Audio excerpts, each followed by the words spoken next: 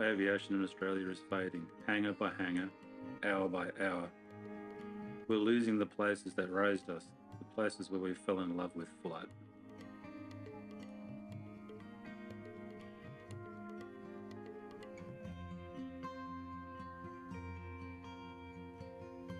So why do we still do it?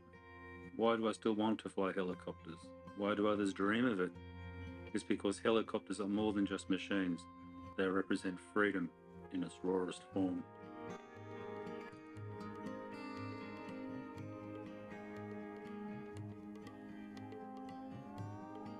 In a helicopter, there are no runways, no limits. You go where others can't. Float, land, hover. You command your space with precision and instinct.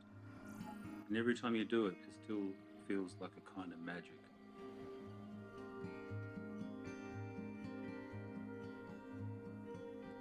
The helicopter dream is about capability, about mastering a craft for you truly understand.